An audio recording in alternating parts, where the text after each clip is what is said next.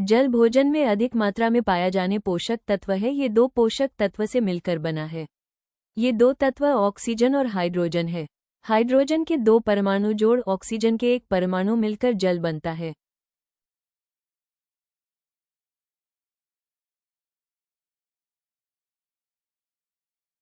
जल एक अकार्बनिक यौगिक है। जल में सोडियम तथा पोटेशियम जैसे खनिज लवण होते हैं। जल पोषक तत्व के अलावा भोजन भी माना जाता है।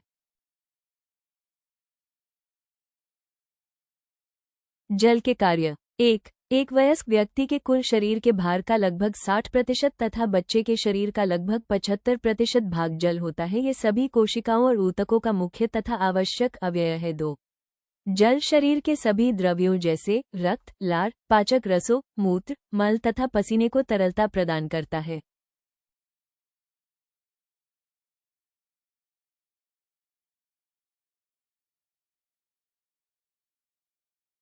तीन, शरीर के तापमान नियंत्रण में भी जल मुख्य भूमिका निभाती है। शरीर का तापमान 98.4 डिग्री फ़ारेनहाइट या 37 डिग्री सेंटीग्रेड होता है। कार्बज, वसा तथा प्रोटीन के ज्वलन से ऊर्जा उत्पन्न होती है। जल इस ऊर्जा को शरीर में पहुंचने में मदद करता है। जल की कुछ मात्रा शरीर में वाष्पित होकर शरीर को ठंडा रखती है। वाष्पीकरण में जल कुछ शारीरिक ऊष्मा का उपयोग करता है। इससे शरीर की अतिरिक्त गर्मी शरीर से निकल जाती है और शरीर का तापमान सामान्य बना रहता है।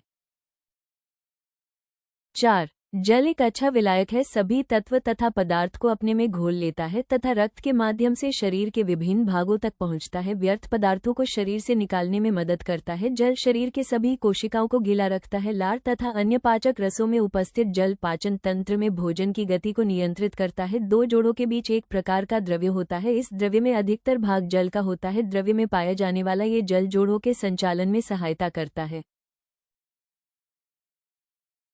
नोट: पाचन क्रिया में जल के स्वरूप में कोई परिवर्तन नहीं होता है तथा इसी रूप में ये शरीर में अवशोषित हो जाता है। पानी का स्रोत। 1. तरल रूप में जल, चाय, कॉफी, फलों का रस। 2. ठोस खाद्य पदार्थ में जल, पालक, कद्दू, मटर, सेव, गाय का दूध, गेहूं, चावल, चने की दाल। 3. पोषक तत्वों के चयापचय द्वारा शरीर में बनने वाला पानी, कार्बोज, वसा, प्रोटीन के चयापचय की रासायनिक अभिक्रिया के फलस्वरूप भी शरीर में कुछ मात्रा में जल बनता है। शरीर से जल का निष्कासन। 1. शरीर के विभिन्न प्रक्रियाओं के लिए जल के उपयोग के दौरान गुर्दे, त्वचा, फेफड़े और पाचन तंत्र के माध्यम से कुछ मात्रा में जल शरीर से बाहर भी निकल जाता है। 2.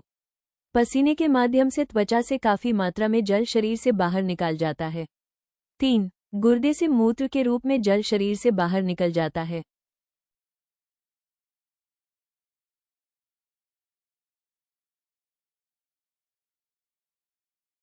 4. लार और मल के रूप में पाचन तंत्र से भी थोड़ी मात्रा में जल बाहर निकल जाता है। 5. फेफड़ों से हवा बाहर निकलते हैं, उसमें भी कुछ मात्रा में पानी होता है। सामान्य परिस्थितियों में ग्रहण किए गए जल तथा निष्कासित जल की मात्रा में संतुलन बना रहता है। इसे जल संतुलन कहते हैं।